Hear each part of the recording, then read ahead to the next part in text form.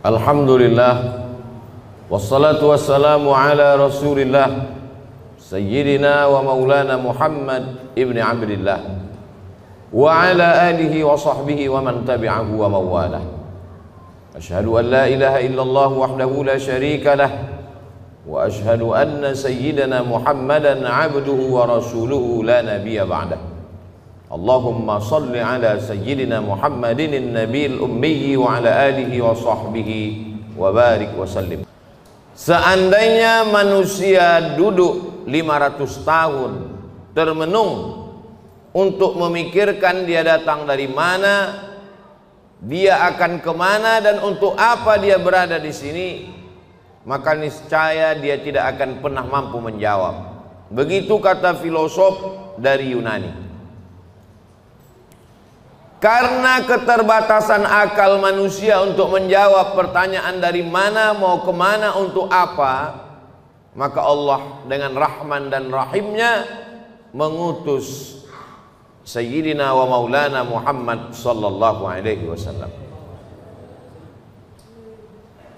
Karena kalau hanya untuk merenung hidup ini akan membingungkan, maka beliaulah yang memberikan jawaban berdasarkan wahyu dari Allah Subhanahu wa taala. Dari mana kita datang?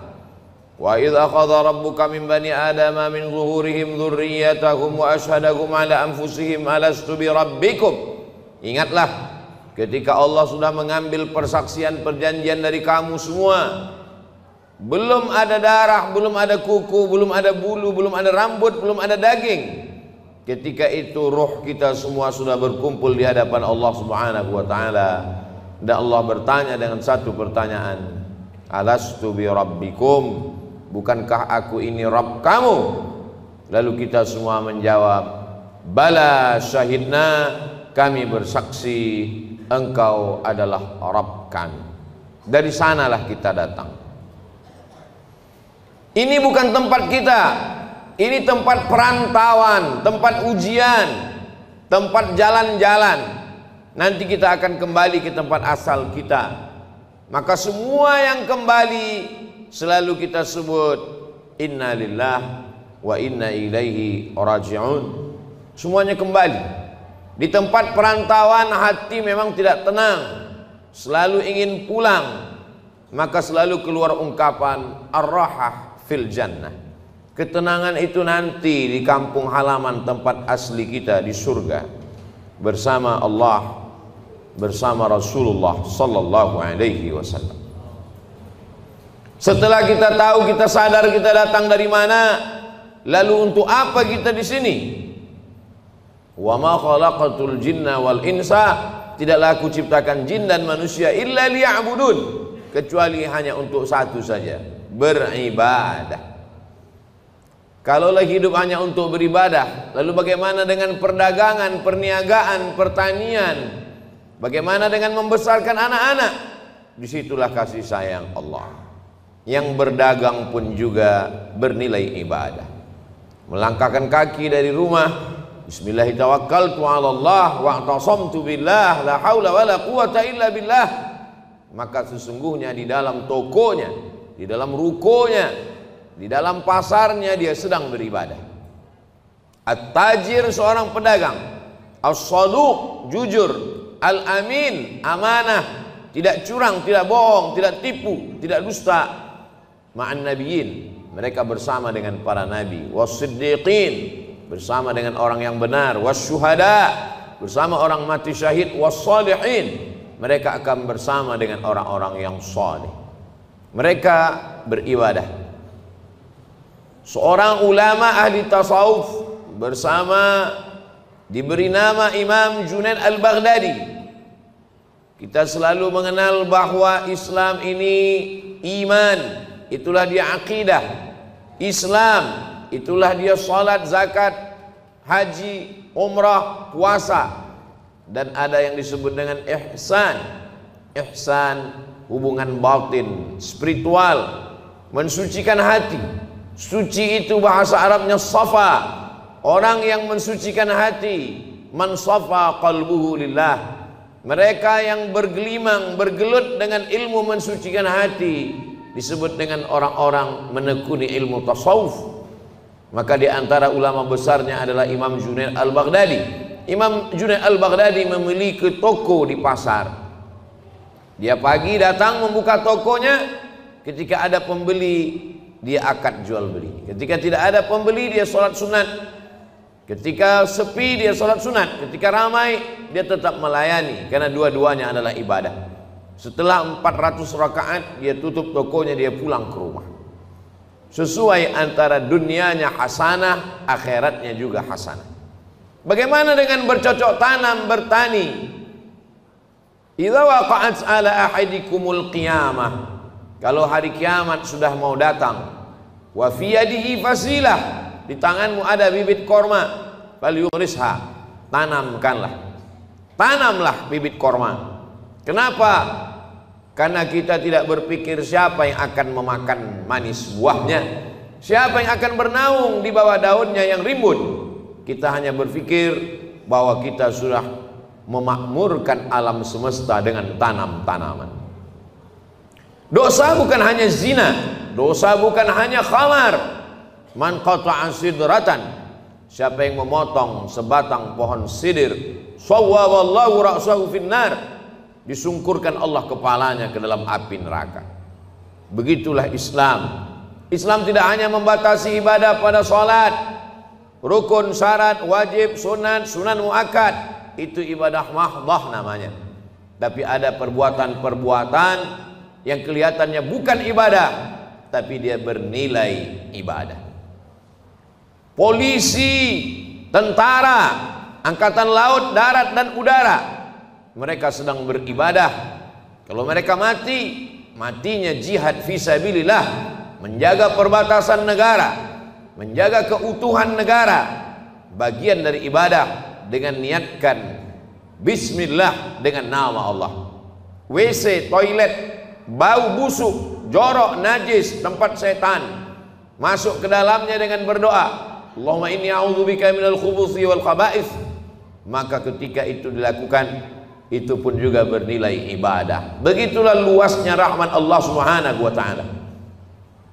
Langkah kaki, hayunan tangan, kedipan mata, bisikan telinga, berapa darah yang dicuci buah pinggang, berapa nafas yang berhembus, berapa lintasan hati dan pikiran, kita mau semuanya itu bernilai ibadah kepada Allah Subhanahu wa ta'ala. Karena kita tidak diciptakan untuk apa-apa kecuali melainkan hanya beribadah. Itulah mengapa subuh kita katakan iyyaka na'budu, kepada Engkau kami beribadah. Tergelincir matahari kita lagi mengulang iyyaka na'budu. Condong matahari saat petang kita ulang lagi, tenggelam matahari kita ulang, sempurna gelap malam sholat isya, dan kita terbangun tahajud malam, kita katakan iyyaka na'budu, kami beribadah hanya kepada Engkau, tidak kepada lain. Karena memang tujuan hidup kita adalah ibadah. Bagaimana ibadah orang kaya? Dengan hartanya membangun masjid, menyantuni anak yatim. Bagaimana dengan orang yang fakir miskin? Dengan sabarnya, dengan ridhanya, menerima takdir ketetapan Allah. Orang yang sakit pun beribadah. Yang hari ini terbaring di ruang ICU, mereka sesungguhnya juga dengan sabarnya ibadah. Kalau sesuai keinginan kita dengan keinginan Allah, yang kita doakan, yang kita harapkan datang, Allah ingin kita bersyukur. Syukur adalah ibadah. La in syakartum la azidannakum. Kalau tidak sesuai yang kita inginkan dengan yang datang, kita risau dan marah, maka kita dalam murka Allah. Ketika sesuai yang kita harapkan, Allah ingin kita bersyukur. Syukur adalah ibadah. Ketika tidak sesuai yang kita inginkan dengan kenyataan, Allah ingin kita bersabar. Dan sabar adalah ibadah tersempurna di antara semua ibadah. Maka Allah katakan, innama yuwaffas sabiruna ajrahum bighairi hisab. Orang-orang yang sabar balasannya paling sempurna, paling penuh, bighairi hisab, tidak dapat dihitung oleh hitungan-hitungan manusia. Maka kalau kita lihat perjalanan nabi-nabi, ibadah mereka lebih banyak sabar daripada syukur. Nabi Ibrahim alaihissalam bersabar mendapati seorang ayah azar pembuat berhala, bersabar terusir dari kaum penyembah bintang, bersabar dibakar oleh Namruz mengaku Tuhan, bersabar tidak punya anak 86 tahun baru dititipkan Ismail, bersabar ketika mesti terasing dengan anak, buah hati belayan jiwa, ditinggal di kota Makkah Al-Mukarramah, dia mesti kembali ke Palestina, bersabar ketika diminta Allah untuk berkurban seorang anak. Lebih banyak sabar daripada syukur. Man asyaddun nasi balaan, siapa orang yang paling kuat ujiannya ya Allah, ya Rasulullah? Rasul menjawab, orang yang paling kuat imannya, itulah yang paling keras ujiannya. Al-anbiya, para nabi-nabi, thummal amsal fal amsal, dan orang yang lebih kuat. Jadi ketika ujian datang silih berganti, hubungan kita dengan Allah kita bangun dengan husnuzan. Kalau dengan manusia saja kita bisa husnuzan, kenapa seorang anak buah diperintahkan untuk menunggu direktur atasan mampu menunggu sekian jam? Kenapa dia mampu menunggu? Hanya karena mengharapkan gaji bulanan, karena mengharapkan naik pangkat dan jabatan. Dia husnuzon dengan atasannya. Mengapa kita tidak pernah husnuzon dengan yang paling tinggi, paling mulia, paling agung, paling teratas di antara semua atasan? Dialah Allah. Kita husnuzon kepada Allah Subhanahu wa taala. Menyenangkan atau menyusahkan, baik atau tidak baik, itu menurut pandangan kita. Dalam pandangan Allah semuanya baik. Maka kita mintakan kepada Allah yang baik menurut Allah. Berapa banyak anak-anak menganggap orang tua tidak sayang. Anak berharap ingin dibelikan handphone, anak berharap ingin dibelikan sepeda motor, anak berharap ingin dibelikan mobil. Orang tua yang tidak membelikan keinginannya menganggap orang tua tidak sayang. Padahal itulah orang tua yang sayang. Dia tidak ingin anak ini rusak, dia tidak ingin anak ini kecanduan game online, dia tidak ingin anak ini akalnya tidak dipakai untuk belajar. Seorang anak saja sulit untuk menangkap logika seorang ayah. Bagaimana dengan logika Allah Subhanahu wa taala? Maka hubungan kita dengan Allah yang paling indah adalah hubungan husnuzan. Buah daripada husnuzan adalah ridha. Sebelum matahari terbit kita sudah katakan aku ridha. Raditu billahi rabba. Aku ridha menerima segala ketetapanmu ya Allah. Orang yang paling bahagia adalah sururul qalbi bimururil qada. Hati merasa bahagia melewati perjalanan takdir Allah Subhanahu wa taala. Sampai kapan? Lelah, letih, kecewa, sakit hati, marah. Sampai kapan? Sampai akhirnya kita tidak lagi mampu berkata dan berbuat apa-apa. Muda, belia, terang benderang, sampai pada akhirnya menguning, layu dan mati. Di sini tempat kita sejenak singgah dalam perjalanan panjang, mampir sejenak ke pom bensin, ke toilet, berwudu, makan, istirahat. Setelah fresh kita lanjutkan perjalanan. Perjalanan kita selanjutnya adalah kembali menghadap Allah. Ketika kita sudah lulus dengan berbagai macam ujian, ridha, sabar, tawakal, berat ujian hidup, ada yang maha besar tempat mengadu. Angkat kedua tanganmu, katakan Allahu Akbar. Besar ujian hidupmu, ada yang maha besar. Allahu Akbar. Besar dosamu, ada yang ampunannya lebih luas. Dzunubi mithlu a'dadir rimali. Dosaku sebanyak buih di lautan, sebanyak pasir di pantai, tapi ampunanmu lebih luas, lebih banyak lagi daripada itu ya Allah. Abu ulaka bi ni'matika alayya. Aku datang menghadapmu membawa nikmatmu, nikmat mata, nikmat tenaga. Wa abu bi dzambi. Tapi justru aku datang membalasnya dengan dosa-dosaku. Tapi aku yakin dan percaya Engkau mengampuni segala silap, salah dan dosa.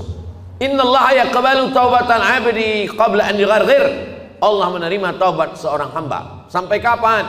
Adakah batasan 40 tahun? Tidak ada. Sebelum ghargharah, sebelum sakaratul maut kembali ke jalan Allah. Ya ayyuhalladzina amanu, orang yang percaya bahwa dia akan kembali kepada Allah, hidup sejenak sementara. Man arafad dunya hanan alaih, siapa yang kenal dunia maka ringan bagi dia menjalani hidup dunia. Dunia tak sampai setengah sayap nyamuk, dunia tak sampai setetes dari lautan samudra. Bagi yang dapat setetes jangan bangga, jangan bahagia, karena yang kau dapat hanya setetes. Bagi yang tidak dapat jangan kecewa, karena yang tidak kau dapatkan pun cuma hanya setetes. Masih ada lautan yang luas. Walal akhiratu khairul laka minal ula, akhirat lebih utama. Wal akhiratu khairu wa abqa, akhirat lebih baik, akhirat lebih kekal. Seorang penggali parit berkubang lumpur dari jam 7 pagi sampai jam 7 petang, gajinya dimakan, diambil oleh orang yang lebih berkuasa, yang lebih hebat. Kecewa, sakit hati, dia masih bisa tersenyum. Mengapa? Karena dia yakin ada akhirat. Malik yaumiddin, di sana ada keadilan, di sana akan ada perhitungan. Hatta yuqadus satul jalha, hatta yuqadus satul qarna, sampai-sampai kambing yang bertanduk akan dituntut oleh kambing yang tidak bertanduk. Begitulah keadilan Allah Subhanahu wa taala. Untuk apa ada akhirat? Bagi mereka yang A tidak, T keyakinan, is orang yang meyakini tidak ada Tuhan, tidak ada malaikat, tidak ada akhirat, mereka akan stres, mereka akan depresi, mereka akan bunuh diri. Bagi mereka gedung yang tinggi puncak daripada penyelesaian segala masalah. Naik ke atas gedung, terjun ke bawah. Kalau dia bahagia, sebahagia-bahagianya, karena menurutnya dialah puncak kebahagiaan, tidak ada Tuhan. Kalau dia stres, susah, depresi, dia akan amat sangat menderita dalam hidup. Orang beriman, kalau dia sukses, kalau dia kaya, kalau dia berkuasa, maka dia akan berkata, hadza min fadli rabbi, ini karunia Tuhanku, liyabluwani, untuk menguji aku, aashkur, apakah aku akan bersyukur, am akfur, atau aku akan kufur. Kalau dia sedang diuji, susah, sakit, menderita, dia tidak stres, dia tidak putus asa, karena itu hanyalah salah satu bagian dari cara Allah untuk menguji imannya. Untuk apa kita hidup sampai hari ini? Kenapa kawan kita, sahabat kita lebih muda, lebih sehat, lebih dulu mati daripada kita? Alladzi khalaqal mauta, Allah menciptakan mati, wal hayata, Allah menciptakan hidup, liyabluwakum ayyukum ahsanu amala. Allah menguji siapa yang paling baik amalnya. Bukan yang paling tinggi jabatannya, bukan yang paling banyak hartanya, bukan yang paling ganteng wajahnya. Ayyukum ahsanu amala, siapa yang paling baik amalnya. Sampai pada akhirnya kita akan menghadap Allah. Allah mengundang, ya ayyatuhan nafsul mutmainnah, wahai jiwa yang tenang, irji'i ila rabbiki radiyatan mardiyah. Kembali, ini bukan tempat engkau, ini hanya tempat persinggahan. Kembali ke tempat yang lebih baik, lebih kekal, lebih abadi. Irji'i ila rabbiki radiyatan, engkau dalam keadaan ridha, mardiyah, dan Allah pun meridai engkau. Fadkhuli fi ibadi, masuklah ke dalam golongan hambaku. Wadkhuli jannati, masuklah ke dalam surgaku. Innal ladzina amanu, orang-orang yang percaya, tsumma istaqamu, kemudian mereka istiqamah, tatanazzalu alaihimul malaikah, turun malaikat kepada mereka. Apa kata malaikat? Allah takhafu, jangan takut, jangan takut dengan sakaratul maut, jangan takut. Wala tahzanu, jangan sedih, jangan cemas, jangan sedih meninggalkan istri, anak, keluarga, kantor, kawan, sahabat. Jangan sedih. Setelah takutnya hilang, sedihnya terbang. Wa abshiru bil jannati allati kuntum tu'adun, berbahagialah, engkau mendapatkan janji Allah. Dan Allah kalau sudah berjanji, innaka la tukhliful mi'ad, engkau tidak pernah ingkar janji. Semoga kita selalu dalam keadaan istiqamah iman dan Islam, bersabar dalam keadaan senang, kenyang, diberikan kekuatan dalam keadaan susah dan payah. Barakallahu li wa lakum fil Qur'anil azim, wa nafa'ani wa iyyakum bima fihi minal ayati wa dzikril hakim, wa taqabbala minni wa minkum tilawatahu innahu huwal ghafurur rahim.